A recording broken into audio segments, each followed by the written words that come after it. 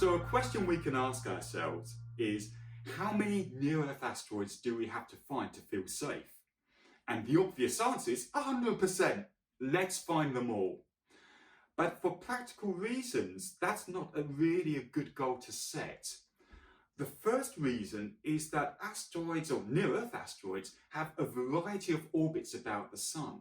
And just naturally, some of them will have orbits that make them difficult to find from Earth. So for example, when they're closest to the Earth and brightest in the sky, they might be very close to the Sun, and that makes them very difficult, if not impossible, to detect with our ground-based telescopes.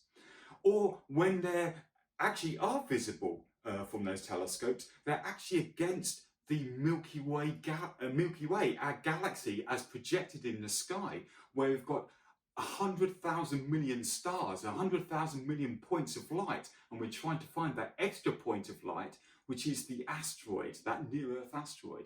So trying to get 100% of all near-Earth asteroids is very difficult, and we normally try to set ourselves a more achievable goal of detecting at least 90% of those near-Earth asteroids, because if we find 90%, and we can show that none of them are going to hit us in the next 100 or 200 years, then we know that we've only got really 10% of that risk left. And indeed, that's what's happened with the biggest asteroids. When this field really got going a couple of decades ago, the goal was to try to find 90% of all near-Earth asteroids that are 1 kilometer across or larger, because asteroids that large, if they hit us, could cause global consequences. And the goal has been achieved. It's a good news story. In fact, over 95% of those largest near-Earth asteroids we know have been found, and we know they're not going to hit us in the next 100 or 200 years. But if we go down in size, then Mother Nature, of course, is very good at making small objects compared to big objects. And as we go down in size of near-Earth asteroids, we have many more near-Earth asteroids, and because they're smaller, they reflect less light and they're more difficult to find with our telescopes.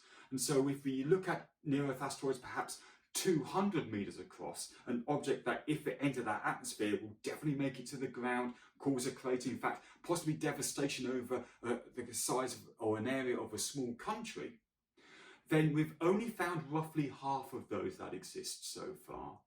And we really do need to continue the efforts of discovering and tracking these objects to make sure we are safe from those objects over the next century or so. If we continue going down in size, however, of course, there are even more near-Earth asteroids. And if we consider asteroids 50 meters across, the same kind of size that it created Meteor Crater in Arizona, a crater a mile across, 49,000 years ago, or even more recently, the Tunguska impact in 1908 over Siberia. Those 50-meter objects are inherently dim. They don't reflect much sunlight because they're so small. And in fact, we've only found 5 or 6% of them so far.